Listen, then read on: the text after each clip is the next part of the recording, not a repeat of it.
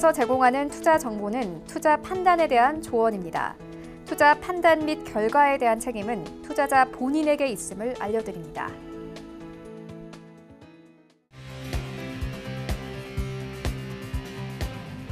슈퍼스탁 발굴 프로젝트 글로벌 슈퍼스탁의 김민아입니다. 지난번 라가르드 IMF 총재의 경고가 현실이 되는 걸까요? 어제 발표된 제조 필라델피아 지수는요, 마이너스대를 기록했습니다. 악화된 경제 지표에 비해서 뉴욕 증시 하락세가 크지는 않았지만 유럽과 일본의 2월 PMI도 부진한 성적을 내놨습니다. 한 주를 마무리하는 금요일, 오늘도 보다 자세하게 시장을 살펴가시면서 다음 주 증시를 전망해 보시는 건 어떨까요? 자, 그럼 오늘 알아볼 코너별 이슈들부터 먼저 확인해 보겠습니다. 먼저 글로벌 코너로 가보겠습니다. 첫 번째 소식입니다. 지난번에 연준의 FOMC의 의사록에 대해서 말씀을 드렸는데요. 의사록의 내용에는 자산 축소 조기 종료에 대한 이야기도 담겨 있었습니다. 자, 오늘은요, 연준의 자산 축소 조기 종료 시점과 그 자산의 규모에 대해서도 자세하게 알려드리려고 합니다. 두 번째 소식은요, 영국과 관련된 이야기입니다. 노딜 브렉시트의 위험이 점점 증가하고 있다라는 소식인데요.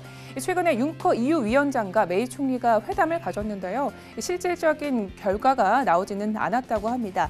노딜 브렉시트가 이루어질 경우에 세계 경제에 미치는 타격에 대해서도 자세하게 풀어드리도록 하겠습니다. 자, 이번에는 차이나 코너로 가보도록 하겠습니다.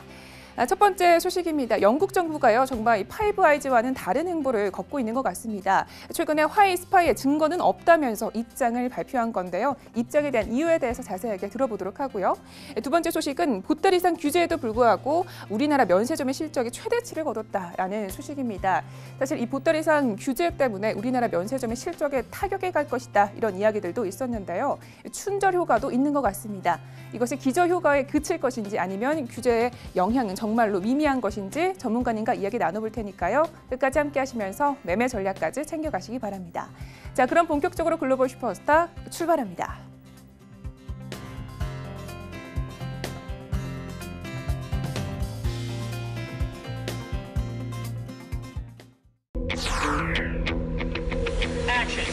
네, 오늘의 글로벌 이슈에 대해서 자세하게 이야기를 나눠보겠습니다. 자, 오늘은 윤진 스타님과 함께합니다. 네, 스타님 안녕하세요.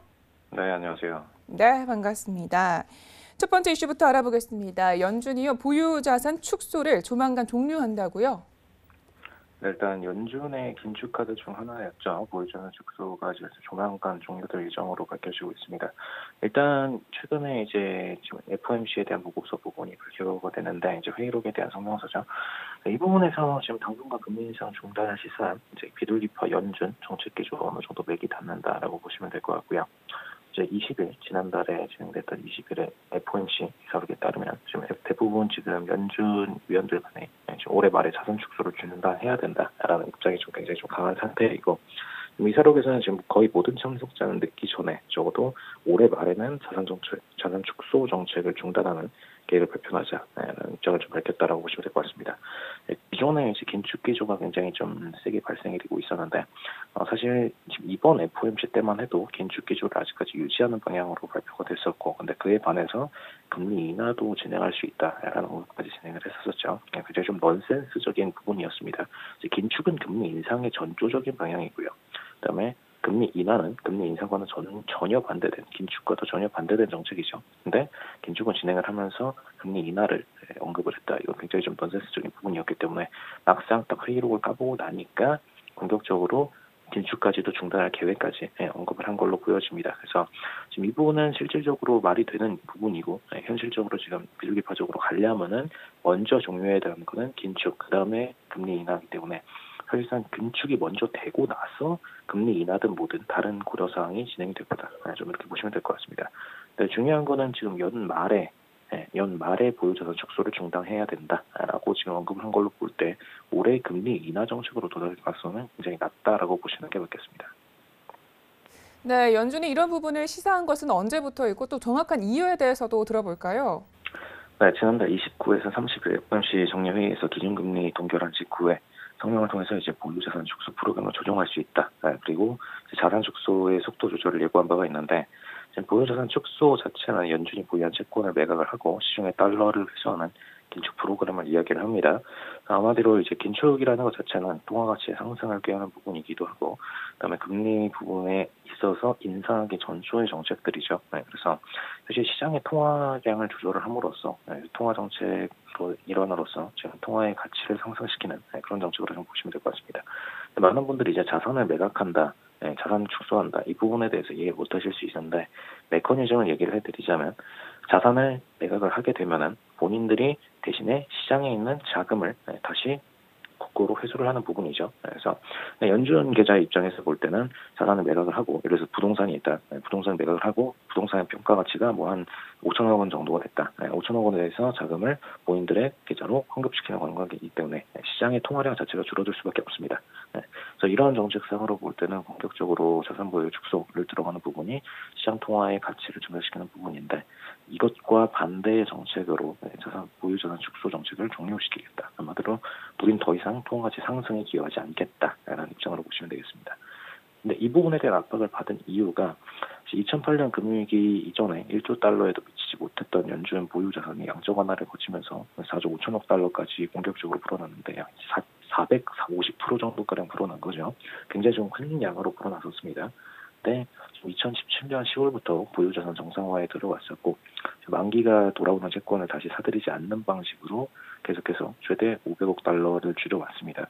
만기가 돌아오지 않는 채권을 다시 사들이지 않는다라는 거는 공격적으로 매수 호가들이 다 사라지는 부분을 의미하죠. 그래서 더군다나 채권을 매도하는 입장에서는 굉장히 좀 플레이가 유효한 플레이들이 굉장히 많았는데, 이 보유자산 축소에 대해서 정상화를 들어간다라는 부분, 한마디로 이제 더 이상 시장의 통화를 매입하지 않겠다라는 부분이자 통화를 끌어들이지 않겠다, 다시 시장의 통화를 반납을 하거나 혹은 그대로 그냥 자유시장에 맡겨두겠다라는 입장입니다. 그래서 지금 상태로 볼 때는 다시 재차 자산에 대한 매입 절차로 돌아갈 수가 있다라는 부분 참고하시면 될 것 같고요. 다만 자산 매입으로 돌아가는 것은 통화 정책 기조에 따라서 순차적으로 발동을 시킬 겁니다. 그래서 지금 상태에서는 어떤 금리 인하로 들어가기에는 단계가 아직 많이 남았다라고 보시면 되겠고요. 그래서 지금 상태에서는 일단 보유자산 축소 플랜에 대한 종료, 이거는 금리 인상에 대한 취소, 그리고 추후 금리 인하로 터닝할 수 있는 전조 방안. 그래서 지금 상태에서는 연말 기준으로 아예 그냥 중립적인 정책으로 넘어간다. 딱 이렇게 보시면 되겠습니다. 알겠습니다. 이 보유자산 축소를 종료한다는 것은 더 이상 통화 가치 상승에 기여하지 않겠다라고 풀이를 해보니까 이해가 좀 쉬운 것 같습니다. 자, 그러면 앞으로 정책이 좀 변화될 예상 시점을 저희가 예측해 볼 수 있을까요? 일단 제롬 파월 연준 의장이 2017년 11월 상원 연준 총문회에서 대략 3년에서 4년에 걸쳐서 정상적인 규모로 줄어들게 될 것이다 라고 언급을 했었는데, 3, 4년 플랜이 2017년 기준이다 보니까 2020년 말까지 자산 플랜을 축소하는 좀 시사를 했던 부분입니다. 그러다 보니까 이 플랜이 뭐 한 1, 2년 정도 앞당겨져서 조기 종료하겠다라는 뜻으로 해석을 할 수가 있겠고요. 연준 입장에서는 조기 종료를 한다는 것은 두 가지 의미를 띠고 있습니다. 보유 자산을 더 축소할 물량이 남아있는데도 아직은 축소를 하지 않겠다. 한마디로 시장의 통화량을 더 올릴 수 있는 메커니즘이 있는데도 지금 상태에서는 그 부분을 진행을 하지 않겠다라는 입장으로 보시면 될 것 같고요. 그다음에 지금 상태에서는 달러에 대한 유동성 축소를 꺼리는 금융시장 이해를 반영한 조치, 이 두 가지로 좀 해석을 하실 수가 있겠습니다. 사실 이게 중요한 이유가 현재 금융권 같은 경우에는 통화 가치 부분을 일정 수준 이상 안 올리는 게 굉장히 좀 중요합니다.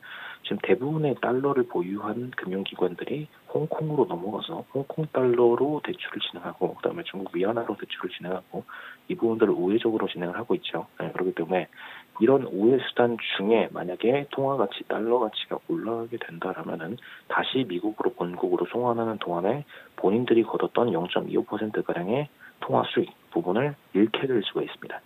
그럼 이 부분을 잃게 되면은 사실상 미국에서 대출을 하고 말았지, 굳이 미국에서 대출 안 하고 중국이랑 홍콩장으로 넘어가서 대출을 했더니 그동안의 환차익으로 손실이 더 커졌다라는 부분이 될 수가 있겠죠. 그래서 지금 미국 같은 경우에는 일정 수준 이상의 통화 가치를 올리는 게 굉장히 좀 불리한 상황입니다. 그래서 어쩔 수 없이 이런 부분을 진행할 수밖에 없다라고 보시면 되겠고, 지금 올해 트럼프 같은 경우에는 통화 가치에 대한 움직임 부분을 그냥 아예 연준한테 넘겨버린 상황이죠. 그렇기 때문에 연준한테 넘긴 상황에서는 자체적으로 통화 가치를 조율해야 되는 책임감이 굉장히 좀 막중한 상황입니다. 지금 상황에서 어쩔 수 없이 연준 입장에서는 통화 가치를 우리가 지금 책임지고 조정을 해야 하니 통화 가치를 올리기보다는 빠르게 내리는 수단으로 전부 다 정책 변화를 줘야겠다. 라는 입장에서 일단 금리 인상 기조, 어떤 긴축 기조를 철에 들어가고 그 다음으로는 이제 양적 완화에 대해서 다시 시행 가치로 넘어갈 수 있습니다. 그 가치로 넘어가고 그 다음에 금리 인하를 진행하고 이렇게 3단계 스텝으로 넘어서 진행할 수가 있다. 이렇게 보시면 되겠고요. 다만 한 가지 차이가 발생할 수 있는 부분은 연준이 선택에 따라서 양적 완화까지는 택하지 않고 바로 금리 인하로 전환을 할 수도 있다라는 부분입니다. 왜냐, 금리 인하라는 플랜은 있어서 사실 어떤 시장이 굉장히 위험한 상황이다 라면은 양적 완화를 진행함과 동시에 금리 인하를 진행을 해야 되겠지만 사실 지금 미국 시장은 그렇게 위험한 시장은 아닙니다. 단지 지금 중국과의 금리 차를 일정 수준 유지해 주는 게 미국 금융권의 수익이 되다 보니까 이런 부분을 유지하기 위해서 어쩔 수 없이 금리 인하로 선택을 할 수 있다라는 언급을 보인 부분이죠. 그렇기 때문에 어떤 경제 악화가 아니라 본인들의 수익적인 관점에 의한 금리 인하인 만큼 단순히 전략적인 금리 인하를 바로 추진해버릴 수도 있겠다.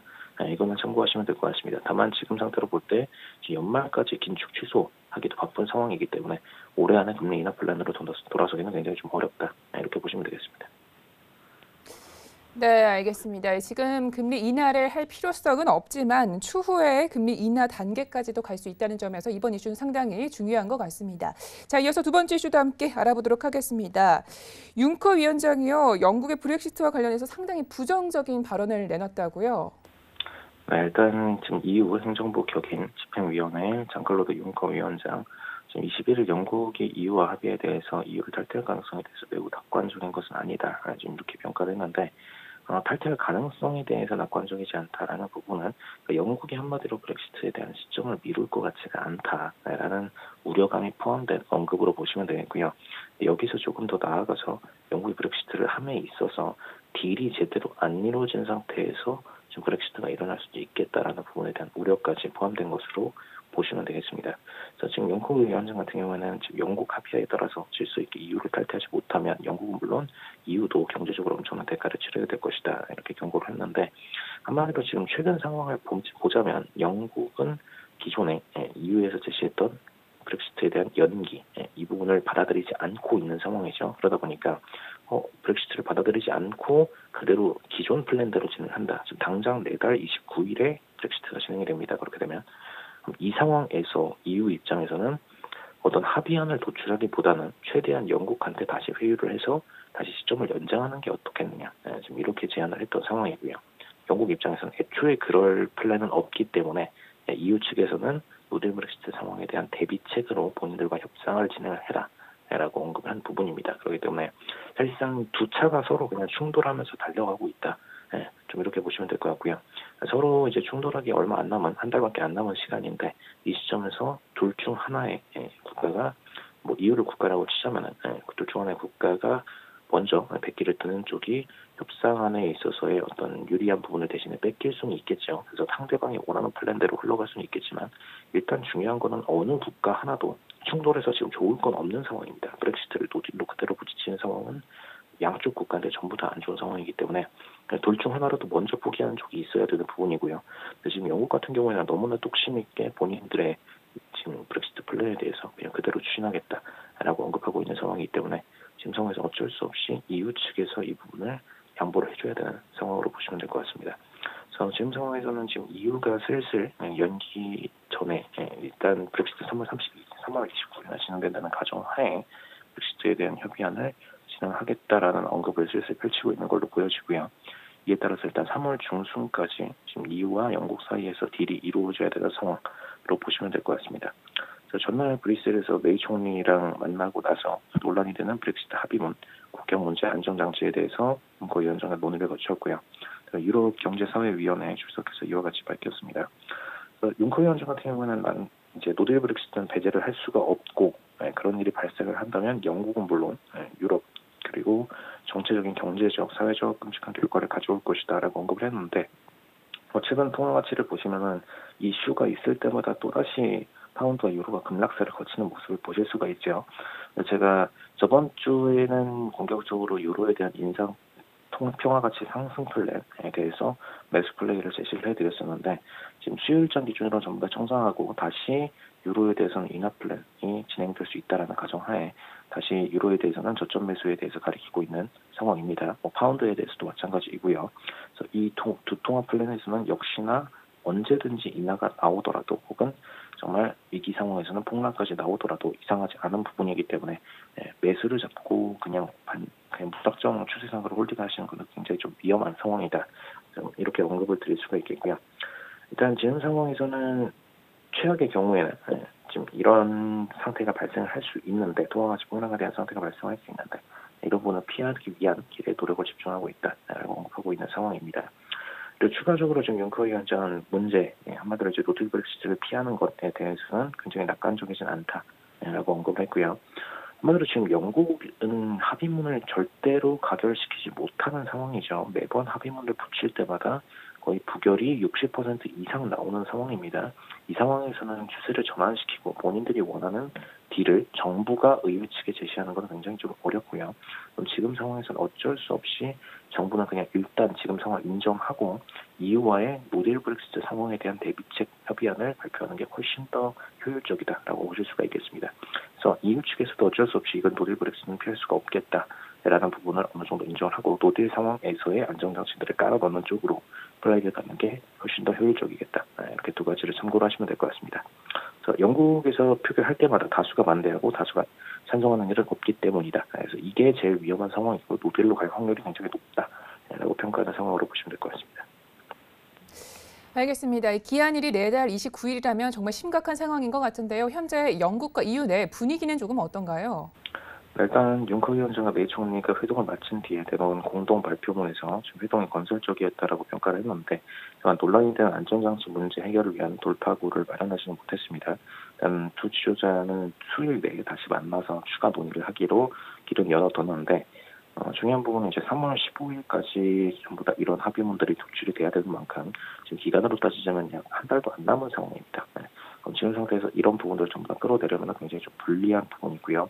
더군다나 합의를 하고 나서 의회 측의 표결도 어느 정도 거치는 게 좋은데 좀 긴급한 상황이라서 정부 쪽에서 일괄적인 통지 하에 지금 노딜 브렉시트 상황에 대한 협의를 진행할 수는 있겠습니다만 이런 부분들이 차후에 문제를 또 야기할 수 있다는 부분 때문에 좀 리스크가 높게 평가를 하시면 될 것 같고요. 역시나 이번에 지금 EU와 영국이 노딜 브렉시트 상황에 대해서 합의를 하고 나면은 영국 의회에서는 또다시 메이 총리에 대한 해임과 등등의 문제점들이 굉장히 좀 많이 발생할 걸로 보여집니다. 그래서 정치는 또다시 혼돈으로 들어갈 수밖에 없는 상황으로 보시면 되고요.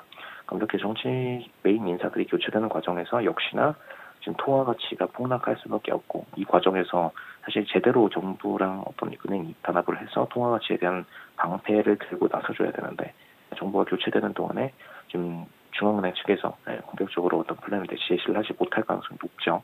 물론 이제 카니 총재 같은 경우에는 영국 중앙은행 카니 총재 같은 경우에는 본인의 독자적인 판단이 굉장히 좀 잘 서 있는 분이기 때문에 어떤 판결에 있어서 정부 측에 동의 없이 본인만의 독자적인 판단으로 홀딩을 그냥 다쓸 것으로는 보여집니다만 이런 부분들 자체가 좀 메커니즘적으로 딱딱 이어져서 발생하고 있지 않기 때문에 일단 카니 총재 혼자서 이 부분을 막는다는 것도 굉장히 쉽지 않은 상황이다.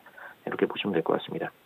그다음에 11월 EU와 영국과 체결한 합의문에서 지금 EU의 회원국인 아일랜드 그리고 영국 영토인 북아일랜드 하드보더 이제 국경 통과 시 통관 절차를 엄격히 거치는 것 이렇게 보시면 되겠는데 이 합의를 있을 때까지는 지금 영국 전체를 EU 단일 관세 동맹에 잔류시키기로 안전장치를 마련한 상황입니다. 그래서 한마디로 지금 영국 입장에서는 어떤 관세적인 부분들을 전부 다 받고 진행하기 때문에 영국 입장에서는 본인들은 브렉시트를 진행하지만 경제적으로는 그렇게 불리한 브렉시트를 하는 건 아니다. 이렇게 보시면 될 것 같고요. 단일 관세 동맹이라고 한다면은 그냥 한마디로 관세가 거의 없이 지금 영국과 EU 간의 교류가 일어날 수 있는 부분이죠. 한마디로 이제 단물은 그대로 영국이 빨아먹는 과정이고 어떤 정책적인 부분 그리고 난민들에 대한 소용 부분 이런 부분들은 전부 다 배제를 하고서 움직이는 부분이기 때문에 굉장히 지금 EU 입장에서는 영국의 현 브렉시트 상황이 굉장히 좀 안 좋게 보일 수는 있겠습니다.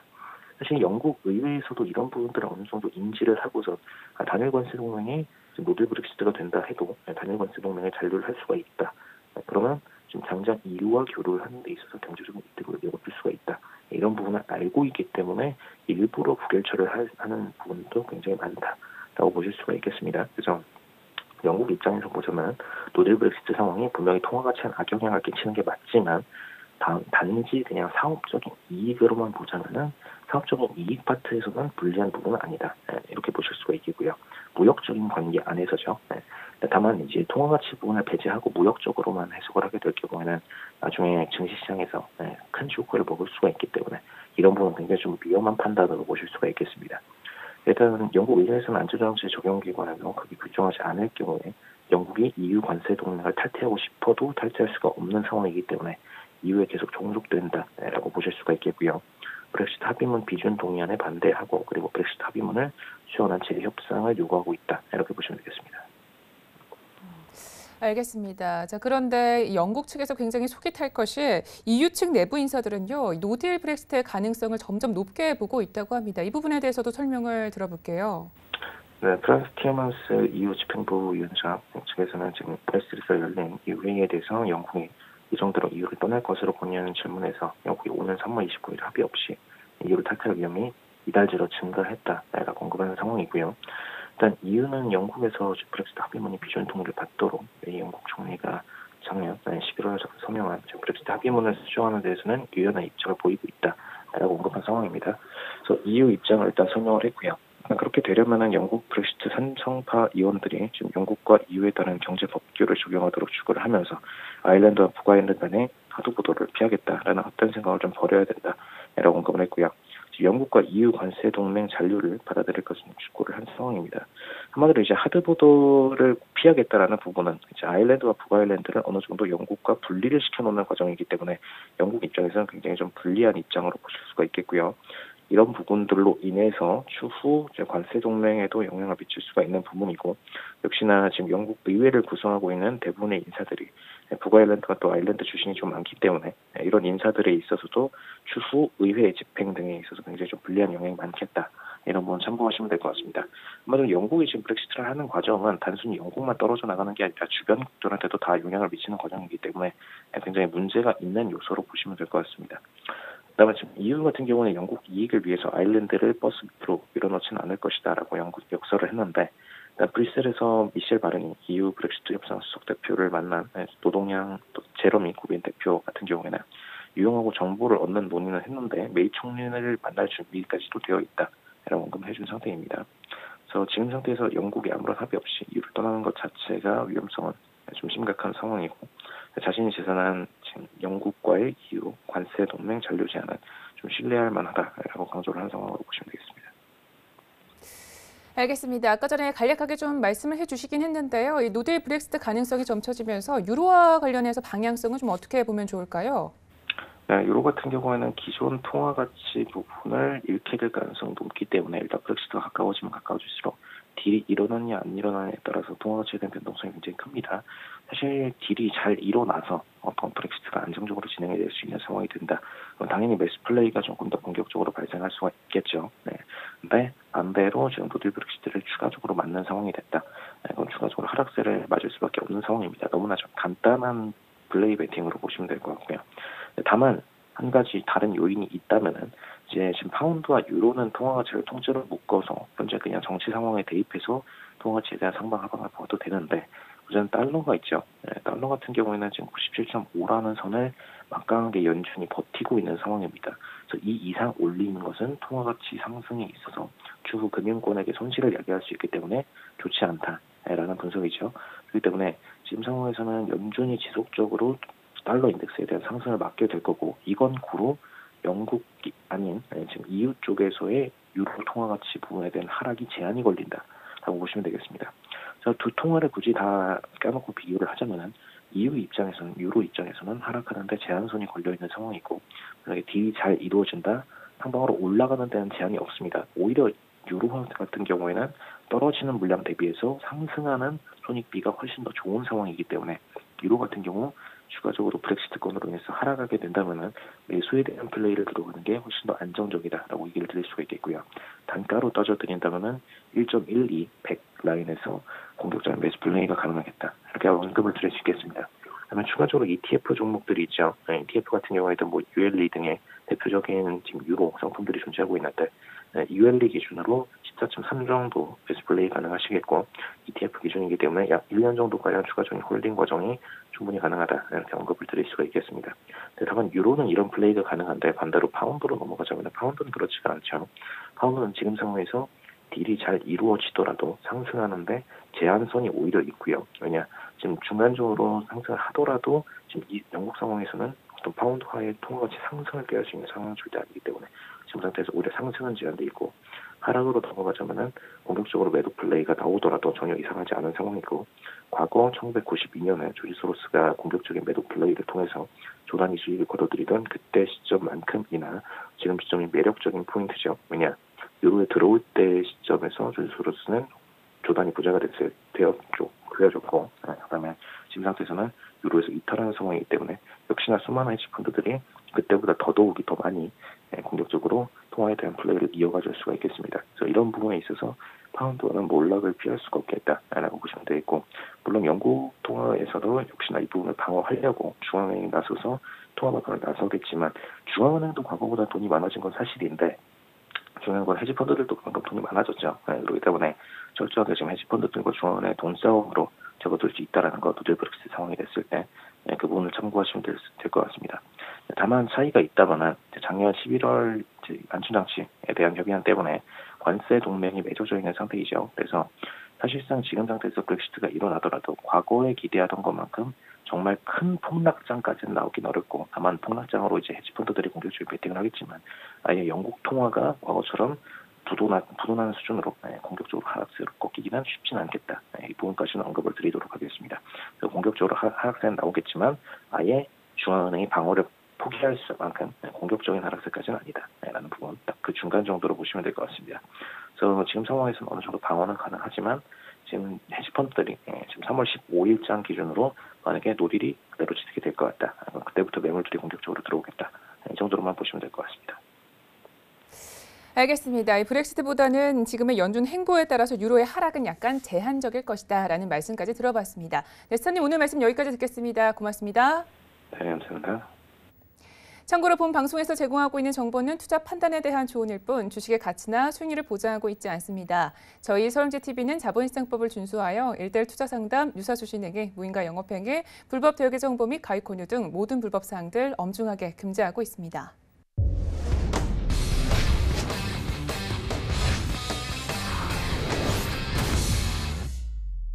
네, 차이나 코너 시작하겠습니다. 자, 오늘은 김형철 스타님과 함께합니다. 네, 스타님 안녕하세요. 네, 안녕하세요. 네, 반갑습니다. 저희 마감 시황부터 한번 알아볼까요? 일단은 지금 중국 증시 같은 경우는 약간 약보합 수준의 관망세가 짙어지는 그런 시장이다라고 이제 좀 보시면 좋을 것 같고요. 노역협상 양해각서 초안 마련 소식에도 불구하고 일단은 소폭 하락하는 그런 모습들을 좀 보여줬습니다.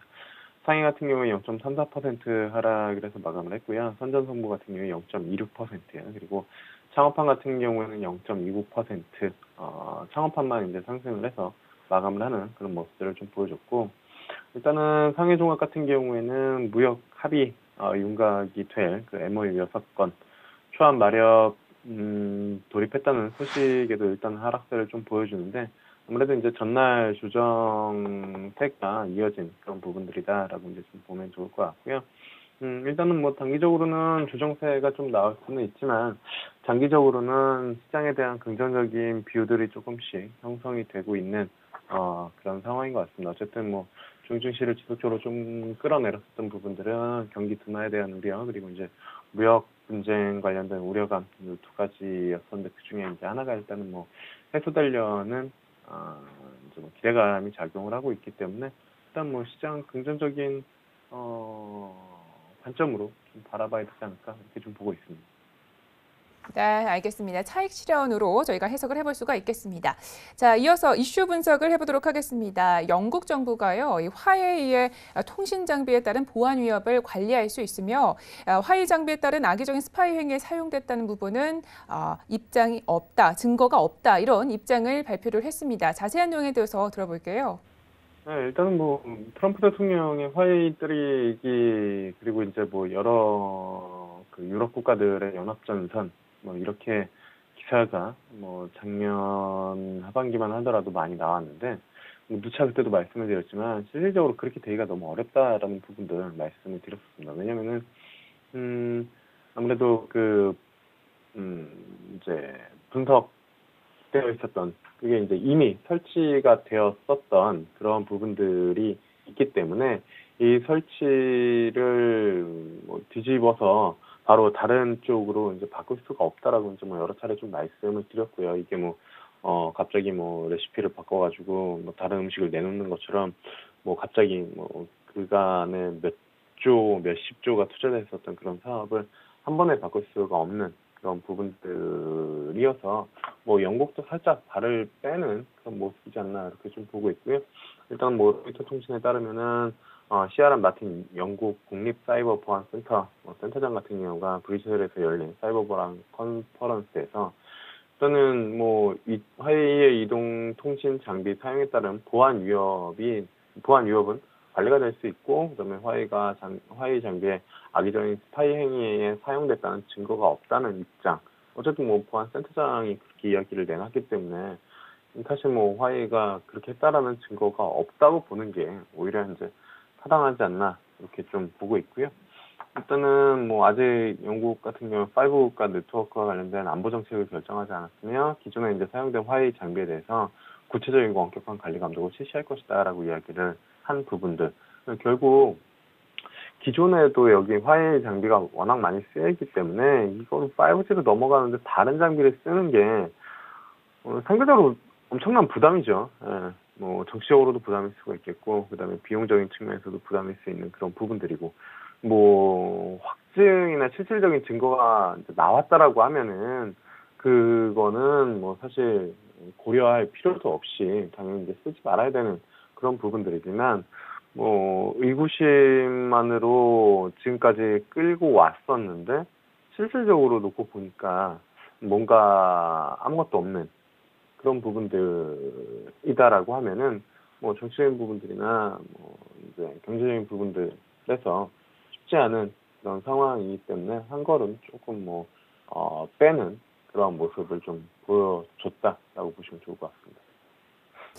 네, 알겠습니다. 하지만 영국 정부는요, 7월에 화웨이 장비와 관련한 부정적인 보고서를 발표한 바가 있잖아요. 네, 일단은 그거는 이제 말씀드린 것처럼 지난해 이제 7월이고요. 보고서를 내놓고 나서 지금 7월이면 5개월, 6개월, 한 7개월이 지났음에도 불구하고 결국엔 뚜렷한 증거가 없으면 이건 쉽지 않은 그러한 부분들이다라고 나올 수 있는 부분들이고, 실제로 직접 해결하겠다고 약속을 했지만 수년이 걸릴 수 있다라는 부분들, 여기엔 밝히기가 그만큼 어려운 부분들일 수도 있고 아니면은 없을 수도 있는 그런 부분들일 수도 있고, 그래서 전반적으로 화웨이 문제는 정상적인 수준이라고 얘기를 해야 되나요? 그러니까 크게 이슈 없이 트럼프 대통령이 자꾸 이슈 노이즈를 만들고는 있지만 실질적으로 원하는 방향대로 흘러가지 않을 가능성이 조금 높지 않을까 그렇게 좀 보고 있습니다. 알겠습니다. 자, 그런데 반면에 필리핀은요, 영국과 좀 다른 움직임을 보여주고 있습니다. 필리핀 정부에서 화웨이 CCTV 장비 도입을 승인하지 않은 건데요. 미국과 같은 행보를 걷고 있다라고 판단할 수 있을까요? 아무래도 필리핀 같은 경우에는 정치적인 행보가 조금 더 큰 것 같습니다. 정치적인 부분들보다는 일단 정치적인 부분들이 좀 더 큰데, 일단은 그 필리핀 의회가 화웨이 장비 들어가는 한 4억 달러, 4,500억 원 규모 정도가 되는데요.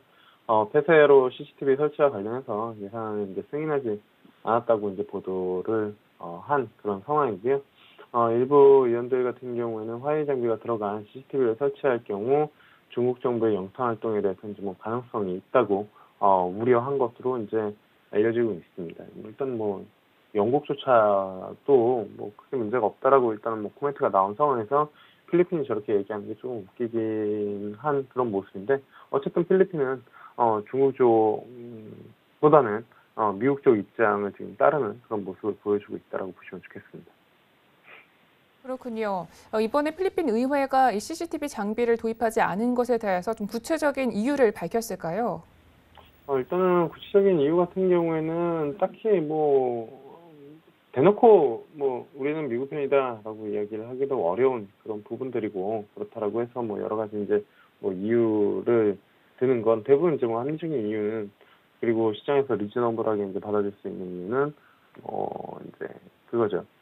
보안에 대한 우려 뭐 이와 관련된 그런 부분들인데 더 큰 이유는 아무래도 그 남중국해 영유권 분쟁을 놓고 중국과 이제 분쟁을 하고 있는 그런 상황이다 보니까 상대적으로 중국 장비를 쓰는 게 이제 뭐 국민 정서에도 그렇고 그다음에 실질적으로 정치적인 입장에서도 조금 뭐 어려운 그런 부분들인 거죠. 그러니까 뭐 TV나 이런데 뭐 유세나 연설 나와가지고 남중국해는 뭐 중국 땅이 아니라 우리 영해다라고 이야기를 해놓고 한편에서는 중국산 화웨이 장비 쓰자라고 하면은 그거 자체가 뭐 자기 표심을 이룰 수 있는 그런 부분들이고 국민 정서에도 이제 뭐 반할 수 있는 그런 부분들이다 보니까 전반적으로 일단은 그 정치적인 입장이 조금 더 크다라고 이제 좀 보시면 좋을 것 같고요. 뭐 그거는 이제 뭐 합리적인 의심이다라고 이제 좀 보고 볼 수 있는 거고 표면적으로 나온 거는 중국 장비 관련해 가지고 이제 뭐 데이터화 문제가 우려가 된다라는 정도의 수준 그리고 이제 그 CCTV라는 게 뭐 통신이랑은 조금 더 다르게 이제 아무래도 그 전체적으로 영상까지 이제 확인할 수 있는 그런 부분들이다 보니까 이 부분들이 조금 뭐 이슈가 된 그런 상황이고요. 경제적인 것보다 정치적인 거를 택했다고 보시면 좋을 것 같습니다. 사실 이번 사업 비용의 한 80% 정도를 중국이 내고 나머지는 이제 필리핀이 되는 그런 상황에서 비용적인 측면에서도 중국산 어쨌든 뭐 저 CCTV 관련된 부분들을 쓰는 게 유리했음에도 불구하고 저렇게 이야기하는 것은 아무래도 이제 뭐 정치적인 입장이 조금 더 크게 밑바탕에 깔려 있지 않나 이렇게 보시면 좋겠습니다. 알겠습니다. 결국은 정치적인 이해관계가 많이 담겨 있다라고 풀이를 해주셨습니다. 자, 이어서 두 번째 이슈도 함께 보겠습니다. 중국 정부의 보따리상 규제 정책에도 불구하고요. 지난달 국내 면세점 실적이요. 월간 기준으로 최대 실적을 발표했다고 합니다. 규모는 어느 정도인가요? 네, 일단은 뭐 상당히 실적이 잘 나온 그런 부분들인 것 같고요. 일단은 한국 면세점 협회에 따르면 지난달 국내 면세점 매출 같은 경우에 1조 7천억 원 정도로 이제 된 그런 부분들이고 이거는 이제 월간 최대치인 작년 9월 1조 7,005억 원보다 한 111억 원 정도가 훨씬 더 많은 그런 상황이다라고 이제 좀 보시면 좋을 것 같습니다. 일단은 뭐 면세계에서 자체에서는 고고도 미사일 방어 체계 배치에 대한 중국의 보고 입장으로 중국인 단체 관광객의 방안이 제기되지 않았지만 뭐 춘절이랑 발렌타인데이 앞두고 이제 중국의 이제 보따리상들이 선물용 이제 면세품을 사가면서 뭐 실적이 좀 좋은 것으로 이제 좀 집계가 됐습니다. 알겠습니다. 이 전자상거래법에 따라서 중국 보따리상들은요, 올해부터 이 법에 따라서 영업 허가를 받고 또 진행을 해야 되는 부분이 있는데, 이 매출이 증가한 부분은 어디서 이유를 저희가 찾아볼 수 있을까요? 일단은 뭐 시장에서는 중국의 이제 전자상거래법 시행되면서 중국 보따리상이 이제 줄어들 것으로 좀 예상을 했었던 그런 부분들이었는데 믿을 수도 있고 상대적으로 이제 값싼 한국 면세품 수요가 여전하기 때문에 실적이 그러니까 전체 금액 자체가 추가적으로 올랐다라고 이제 분석을 하는 게 좀 맞을 것 같고요. 전자상거래법 같은 경우 중국 보따리상이 올해부터 이제 법에 따라 영업 허가를 받고 세금도 부과를 해야 되는 그런 부분들입니다. 그러니까 과거에는 이제 내가 이제 살 수 있을 만큼 최대한 사서 비행기 가가지고 거기 가서 이제 팔면 되는 그런 부분들이었는데 이제부터는 허가를 받고 허가를 받아야 된다라는 것은 세금을 내야 된다라는 그런 부분들이죠. 그래가지고 이제 여러 보따리상들의 활동이 조금 뭐 이제 제한이 될 수 있다라는 그런 부분들 때문에 우려가 이제 좀 나온 그런 상황이었었는데 상대적으로 지금 뭐 영향은 생각보다는 좀 작게 나온 그런 상황인 것 같고요. 지난해 면세점 매출 같은 경우에도 172억 3,800만 달러. 그러니까 우리나라 돈으로 한 17조 9,600억 원으로 연간 이제 사상 최대가 나오면서 전반적으로 뭐 중국 쪽 보따리상 수요는 여전히 견조하다라고 이제 조금 뭐 판단을 할 수가 있겠고, 이에 따라서 이제 뭐 국내의 면세점 관련된 종목들, 그리고 중국 관련된 종목들도 상당히 뭐 최근에 움직임이 바닥권에서 화장품 관련된 종목들 필두로 해가지고 움직임이 좀 나타나고 있고, 중국 내에서도 뭐 면세나 여행 관련된 섹터 움직임들이 상당히 좀 괜찮게 나오고 있는 그런 상황이다라고 보시면 좋을 것 같습니다. 알겠습니다. 앞으로도 타격이 그렇게 크지는 않을 것이다라고 분석을 해주신 건데요. 그렇다면 우리나라 종목들 중에 좀 수혜를 받을 수 있는 면세점 종목들 한번 살펴볼 수 있을까요? 대표적으로 신세계 쪽이랑 그다음에 호텔신라 두 종목 좀 될 수가 있을 것 같고요. 그다음에 이제 화장품 관련된 종목들, 과거에 이제 뭐 아모레퍼시픽이 상당히 움직임이 좀 좋았었는데 지금 같은 경우에는 신세계 인터내셔널 뭐 이러한 종목들이 바디비치라는 신규 브랜드가 중국에서 상당히 좀 잘 나가면서 이쪽 관련된 부분들 지속적으로 좀 관심을 가져보면 좋지 않을까, 그렇게 좀 보고 있습니다. 네, 알겠습니다. 신세계 인터내셔널에 대한 긍정적인 전망도 주셨습니다. 자, 이렇게 해서 이슈 분석은 여기까지 들어보도록 하겠습니다. 자, 이어서 기업 분석 시간으로 가볼 텐데요. 오늘 양지수는 약간의 조정세를 받고 있는 것 같습니다. 일단 오늘 장 어떤 종목을 보면 좋을까요? 일단은 뭐 지속적으로 좀 OLED 관련된 종목을 좀 보시면 좋지 않을까 이렇게 좀 보고 있는데요.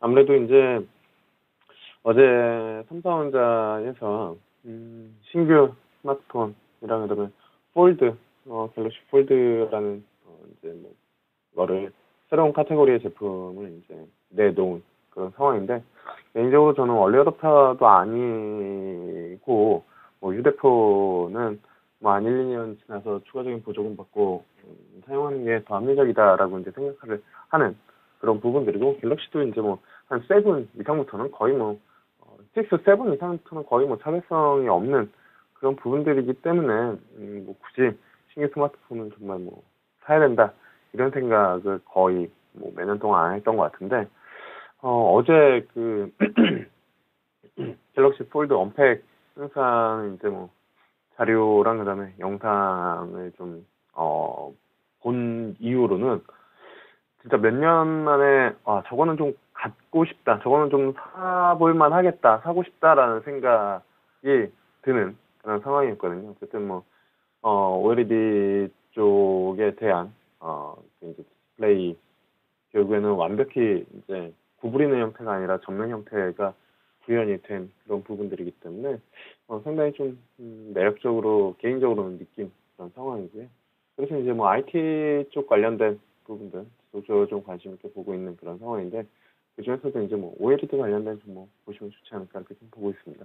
우리나라에서도 이제 뭐 OLED 관련된 종목들 지속적으로 움직임이 괜찮게 나오고 있는 그런 상황이기 때문에 중국 쪽에서도 이제 OLED 관련된 종목 보시면 좋지 않을까 이렇게 좀 보고 있고, 어제도 이제 뭐 BOE 화요일이었죠.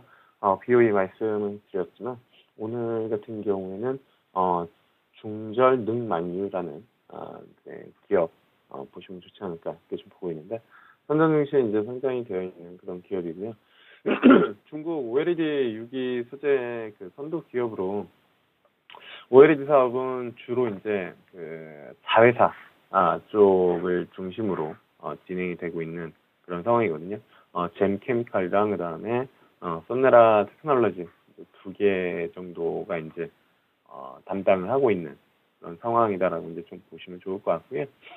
지금 잼케미칼 같은 경우에는 중국 최대 중간재 기업이다라고 이제 좀 보시면 좋을 것 같고, 그다음에 썬네라 테크놀로지 같은 경우에는 OLED 단량 채구 개발을 하는 그러한 이제 기업이다라고 이제 좀 보시면 좋을 것 같습니다. 그래서 이 OLED 쪽에 대한 관심이 좀 있는데, 중간재랑 그다음에 단량 채구 이쪽까지 이제 다 커버가 가능한 이제 중국 유일의 기업이다라고 이제 좀 볼 수가 있기 때문에 OLED 쪽 보시면 좋을 것 같고요.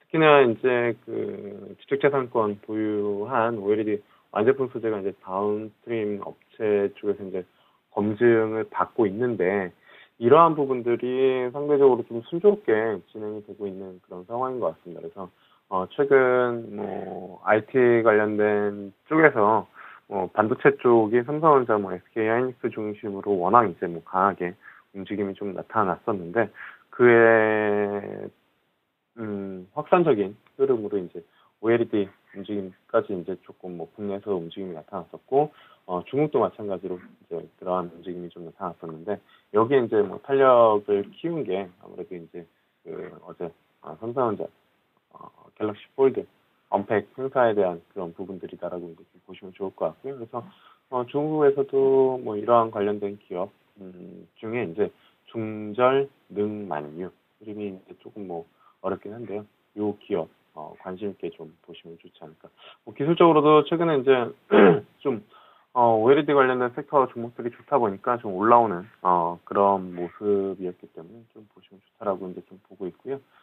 가격 전략 같은 경우에는 지금 기술적으로 차트를 잠시 좀 열어야 될 것 같은데요.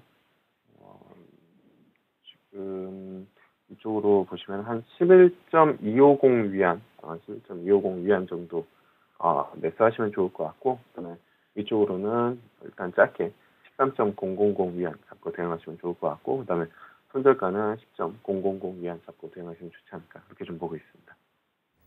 알겠습니다. 지난주 화요일 BOE에 이어서요. 오늘은 또 중절 능만윤 종목에 대해서 주셨는데요. 이 전기전자 업종 내 관심 종목을 두고 계신 것 같습니다. 아까 우리 시황에 대해서 분석을 하다가 조정 장세가 나오고 있다라고 말씀해 주셨는데 지금 같은 장세에서 저희가 수익 실현을 함께 해 나가고 가는 게 좋을까요?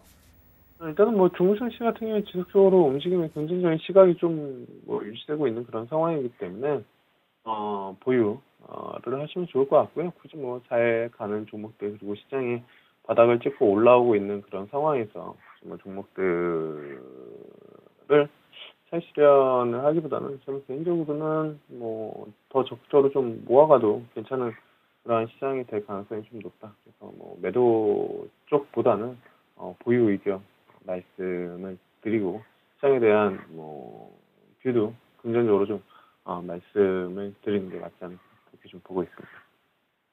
알겠습니다. 조정 장세지만 지금도 보유 전망이 옳다라고 말씀해 주셨습니다. 자, 이렇게 해서 차이나 이슈는 여기까지 이야기 듣도록 하겠습니다. 스타님 말씀 고맙습니다. 네, 감사합니다. 참고로 본 방송에서 제공하고 있는 정보는 투자 판단에 대한 조언일 뿐 주식의 가치나 수익률을 보장하고 있지 않습니다. 저희 서울제TV는 자본시장법을 준수하여 일대일 투자 상담, 유사수 진행에 무인가 영업행위, 불법 대그 정보 및 가입 권유 등 모든 불법 사항들 엄중하게 금지하고 있습니다.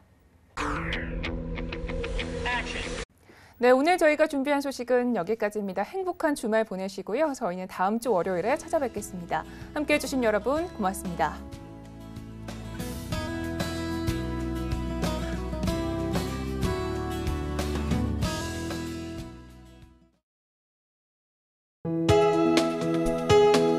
본 방송에서 제공하는 투자 정보는 투자 판단에 대한 조언입니다. 투자 판단 및 결과에 대한 책임은 투자자 본인에게 있음을 알려드립니다.